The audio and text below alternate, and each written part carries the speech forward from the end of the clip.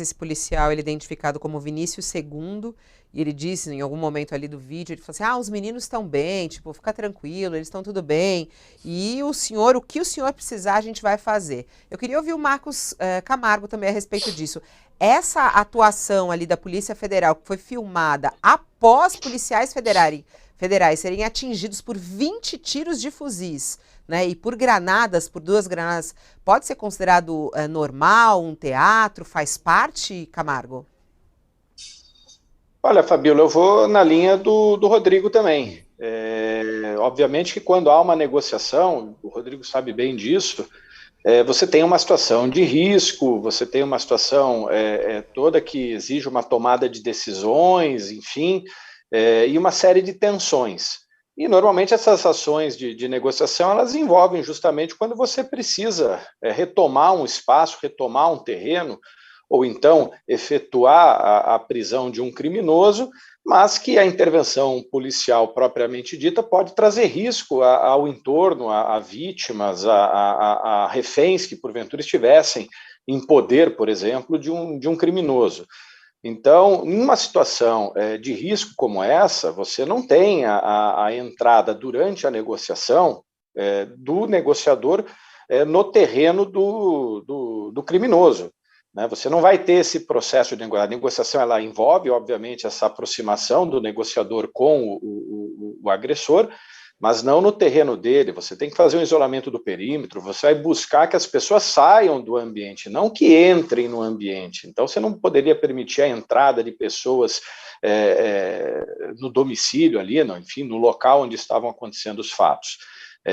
Naquele momento, onde você tem aquela conversa, aquilo que o vídeo acaba revelando, claro, como bem falou o Rodrigo, existem outras nuances, enfim, é importante ver todo o caso de uma maneira global, mas dentro daquilo que foi apresentado, aquilo já não fazia mais parte de uma negociação, ali já fazia parte de um cumprimento ou de um mandado de prisão, enfim, ou até, naquele caso específico, de um cumprimento de prisão em flagrante, em função de uma tentativa de homicídio que houve contra os policiais que estavam ali fazendo o procedimento.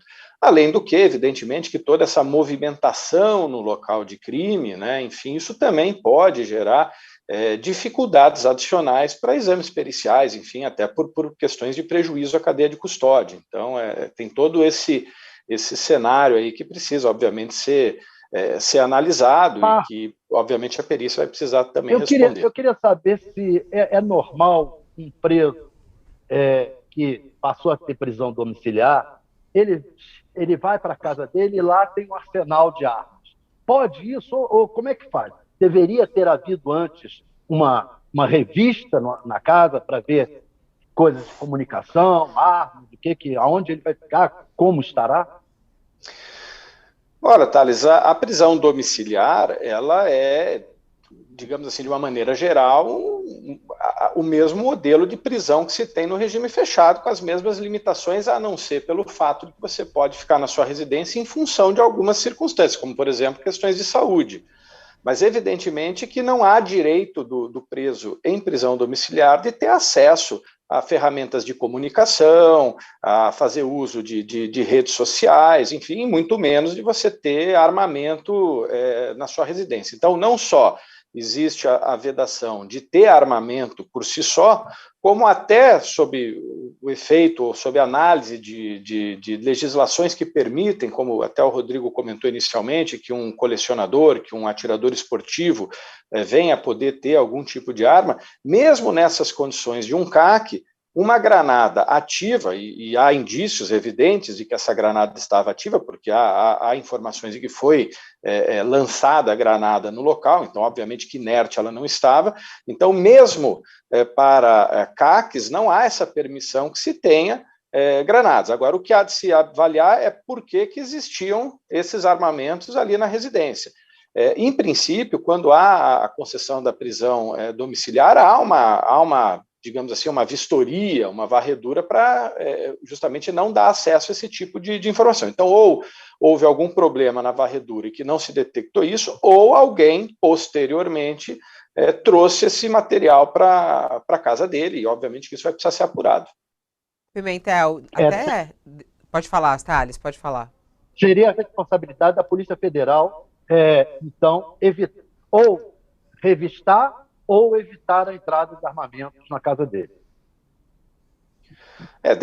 O procedimento de praxe que vai ser feito é essa revista na casa dele, que pode ser feito, enfim, ou pela Polícia Federal, ou pelo próprio sistema penitenciário. E, obviamente, deveria haver algum tipo de controle em relação ao que entra e o que sai da residência. Agora, o que tem que ser apurado é exatamente isso. Como isso aconteceu e de quem vai ser, ou quem seriam os responsáveis por evitar que isso acontecesse, e quem também foi o responsável por levar esse material proibido para a casa do acusado. A gente tem mais imagens aqui mostrando os carros que foram alvo também. Vamos colocar essa imagem aqui. Os alvos, os carros ali, ó, da polícia, que foram alvo também desses tiros de fuzil, né? Roberto Jefferson, quando ele estava ali conversando com o policial, ele falou que também atiraram contra ele, mas essas informações ainda não estão claras. Eu queria saber do Pimentel como é que ele analisa essa atuação como um todo da Polícia Federal, né? Nesse início, quando chega lá e ele começa a receber esses tiros, né? Os policiais começam a receber esses tiros.